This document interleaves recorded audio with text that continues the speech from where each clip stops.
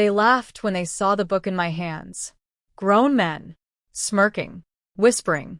One of them said, "Didn't know you were into that soft stuff." I smiled. Because 6 months later, every single one of them would come to me when their lives started falling apart. If you've ever been judged, mocked, or made to feel small for something that actually helped you survive, hit like, subscribe, and settle in. Because this isn't just a story about books. It's about quiet revenge, the kind that changes power forever. The loneliness nobody talks about. I was 23 when the world shut down. Not dramatically.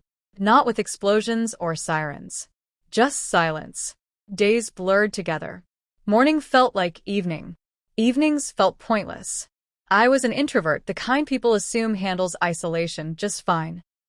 But what nobody tells you is this. Introverts still need connection. We just feel it more quietly. By the 3rd month, my chest felt heavy all the time. Not panic.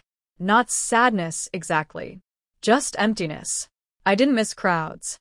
I missed feeling something. Movies felt hollow. Games felt repetitive. Even my usual books, action, sci-fi, fantasy, stopped working.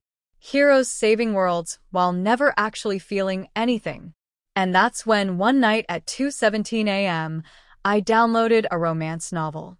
I told myself it was just curiosity. I told myself nobody had to know. I expected fluff. I expected embarrassment.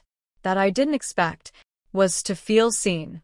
For the first time in years, I wasn't watching a man punch his way through problems. I was watching two people learn how to be human together.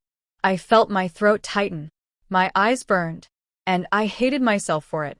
Because men aren't supposed to feel this way, right? We're taught early. Don't cry. Don't gush. Don't admit loneliness. Especially not over a romance novel. So, I kept it secret. Until the day I forgot the book on my desk at work. I came back from lunch and felt it immediately. That buzzing energy. That quiet laughter that stops when you enter a room.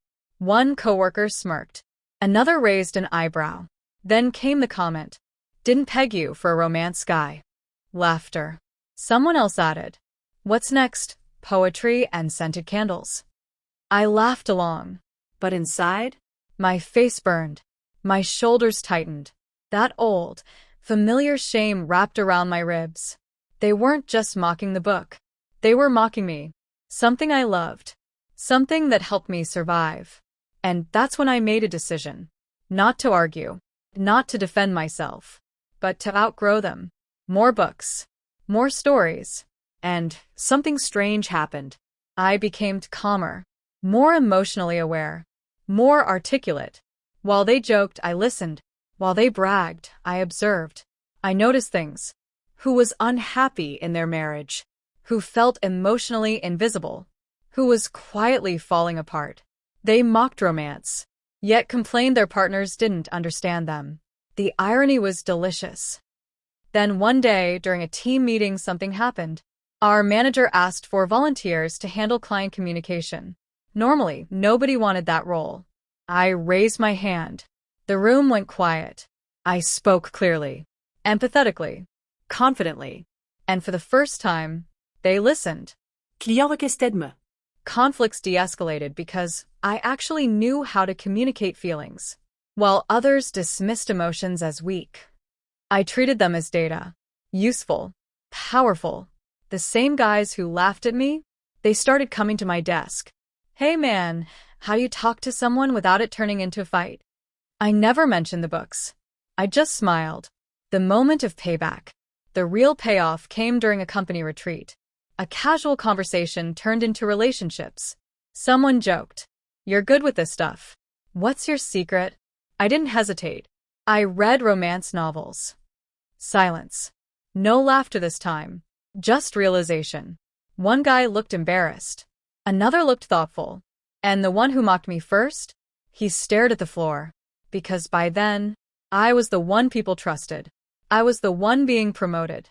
I was the one emotionally intact. Either revenge wasn't loud. No shouting. No humiliation. Just this truth hanging in the air.